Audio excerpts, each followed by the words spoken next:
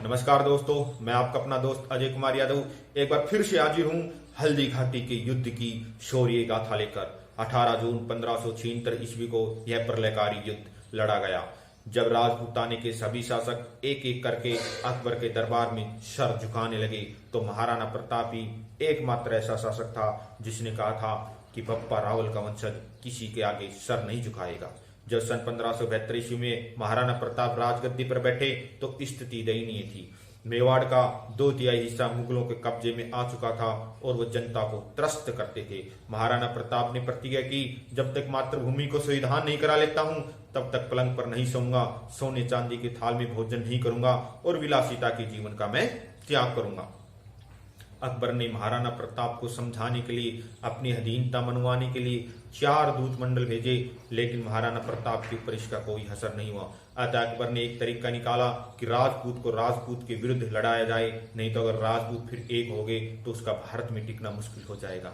और महाराणा प्रताप के विरुद्ध उसने मान सिंह को सेनापति बनाया और मान सिंह ने एक विशाल सेना तैयार की और अकबर इस समय खुद अजमेर के अंदर रुके। मान सिंह अपनी विशाल सेना लेकर के मेवाड़ की तरफ रवाना हुआ। उधर महाराणा प्रताप ने भी अपने सभी सहयोगियों के साथ एक सेना तैयार की। राणा पुंजा भील के साथ मिलकर 200 धनुधारियों की एक सेना तैयार की। 200 धनुधारी राणा पुंजा भील के भील सैनिक थे। मान सिंह अपनी सेना लेकर हल्दी घाटी के बाहर गगनौर और खमनौर और गोगुंदा के बीच जो जगह है, वहां पर हल्दी घाटी अरावली पर्वतमाला पर स्थित एक सकरा दर्रा है। तो महाराणा प्रताप ने अपनी सेना अरावली पर्वत के हल्दी घाटी के दर्रे में इकट्ठी की और राणा मान सिंह भार मैदान पर आकर, जिसे आजकल बादशाह का बाग कहा जाता है, वहां पर आकर अपना डेरा जमाया।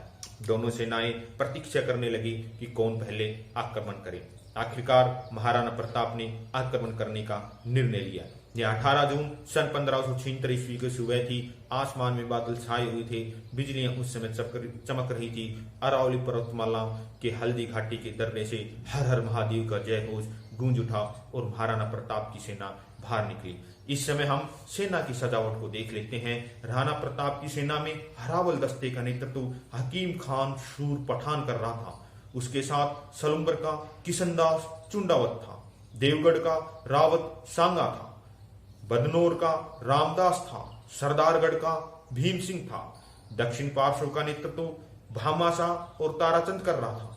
वाम पार्श्व का नेतृत्व झाला मान सिंह कर रहा था और केंद्र भाग का नेतृत्व स्वयं महाराणा प्रताप कर रहे थे। मान सिंह की सेना के अंदर हरावल दस्ते का नेतृत्व सैयद हासिम बरा सबसे आगे आशी विशाल काय शरीर वाले जवान लेकर खड़ा था। आसफ खान और राजा जगन्नाथ उसका साथ देने के लिए तैयार थे। दक्षिण पार्श्व सैयद अहमद खान नेतृत्व कर रहा था। बाएं पार्श्व का नेतृत्व गाजी खान बख्शी कर रहा था। पार्श्व भाग का नेतृत्व मित्र खान पठान कर रहा था और रिजर्व दल का नेतृत्व माधो सिंह कछवा कर रहा था। राणा प्रताप की सेना ने मुगलों के केंद्र भाग पर तेज गति के साथ आक्रमण किया। हकीम खां सूर पठान के जवानों ने, देवगढ़ के रावत सांगा ने, किशनदास चुंडावत ने ऐसी भयंकर प्रलय मचाई कि अकबर की सेना उल्टे पांव भागने लगी। नौजवानों के वीरों के सर कट कट करके गिरने लगे। अरावली पर्वत पर बैठे गिद्ध और शियारे आकर उनको नोचने लगे। इसी समय बाएं भाग जो था, महाराणा प्रताप की सेना का जो बायां भाग था, वो अकबर की सेना के दाएं भाग पर टूट पड़ा और दायां भाग भी वहां से भाग खड़ा हुआ। ऐसा लगने लगा कि कुछ ही क्षण के अंदर मुगल सेना उल्टे पांव भाग जाएगी। लेकिन इसी समय मित्र खान एक झूठी अफवाह फैलाते हुए चिल्लाते हुए आया कि बादशाह सलामत स्वयं एक विशाल काय सेना लेकर के पहुंच गए हैं। इससे मुगल सेना के जवानों के अंदर दोबारा जोश भरगा और भागते हुए रुक गए। इसी समय महाराणा प्रताप ने मुगलों के केंद्र भाग पर ध्यान दिया और स्वयं तलवार और भाला धारण करके मुगल सेना के ऊपर टूट पड़े।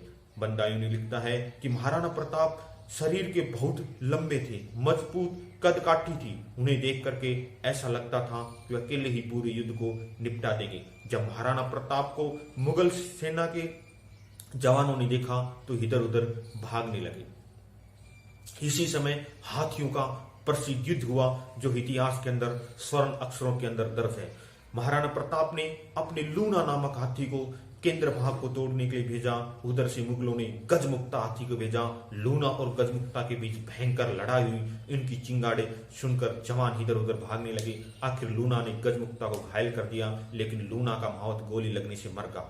महाराणा प्रताप के राम प्रसाद हाथी को भेजा और राम प्रसाद हाथी का गजराज और रणमंदार नामक 2 मुगलों के हाथियों के साथ युद्ध हुआ और राम प्रसाद का मावत भी गोली लगने से वीर गति को प्राप्त होगा और राम प्रसाद को मुगलों ने अपने कब्जे के अंदर ले लिया।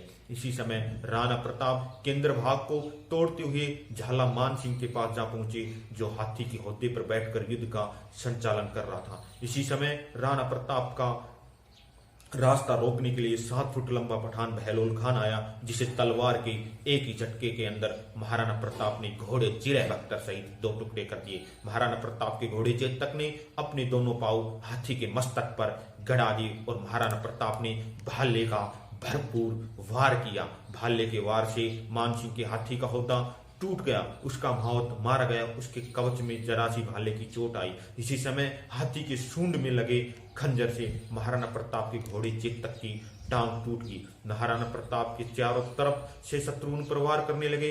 इसी समय झाला मान सिंह ने स्वामी भक्ति का परिचय देते हुए महाराणा प्रताप का ताज और चवर अपने ऊपर धारण कर लिए और महाराणा प्रताप को कुछ विश्वस्त सरदारों ने घोड़े की बागें पकड़कर युद्ध स्थल से सुरक्षित स्थान पर पहुंचा दिया।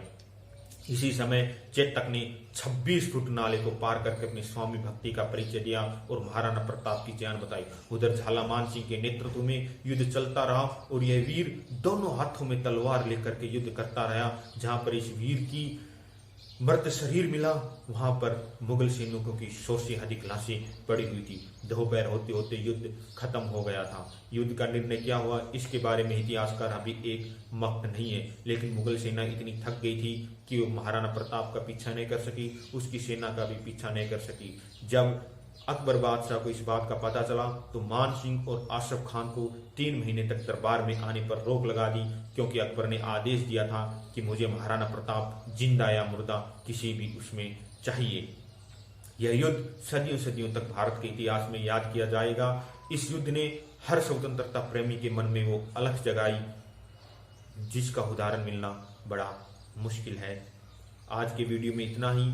आगे इस पर एक नेक्स्ट वीडियो बनाएंगे। जय हिंद, जय भारत। आपका अपना दोस्त Ajay Kumar Yadav. Please support us, like and subscribe our channel. धन्यवाद।